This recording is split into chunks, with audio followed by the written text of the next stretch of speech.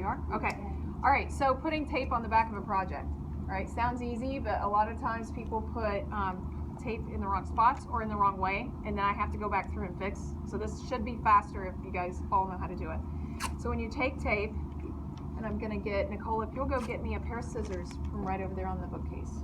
All right, so when you take tape, now I remember, I think I was in 5th grade or 6th grade before my fingers got strong enough to be able to tear the tape. So if you're gonna do that, just grab right here and tear. You can do that. Some people, like, they start to tear it and it peels off and it drives you crazy. I'll show you a little speedy way to do it if that's you, if you're one of those kids. When you roll the tape, don't tear up a big long piece and roll it and put it up, because then it flops down like that. You want to roll a piece like that so that you can see through it, kind of like a little telescope. Okay, so you should be able to see through it. Okay, you realize this is going to go on the internet. Okay, yeah. Do you need to redo? Were you being goofy enough to where it would distract them? Okay, so go ahead. Lucky for you, I have editing skills. All right, so now we're going to take this. Now you don't want to put it to where it sticks off, because you don't want to distract away from the drawing you did. You want to put it, but if you put it here, the ends might stick out like this, because gravity makes them kind of start to do that. So you're going to put it like that right on the corner, all right? And you're going to put it on all 4 corners. Where's the scissors?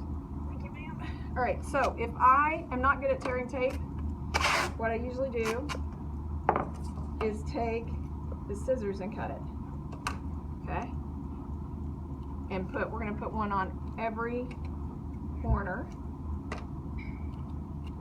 so that makes sure you'll stay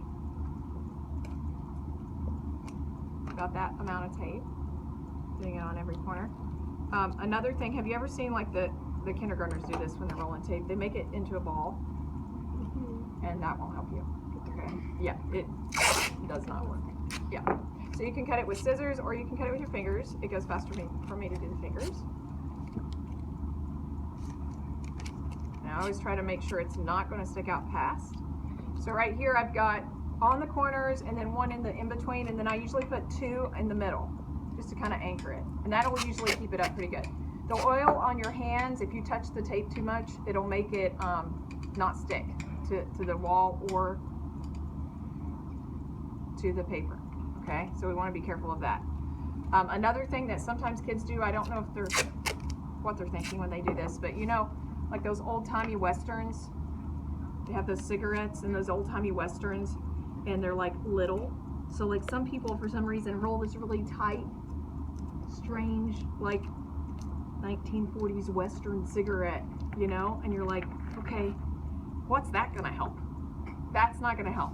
No, it puts weight on here, and then weight is going to make it do what? Fall off. Same thing with like the historical kindergarten ball of tape. No, not good.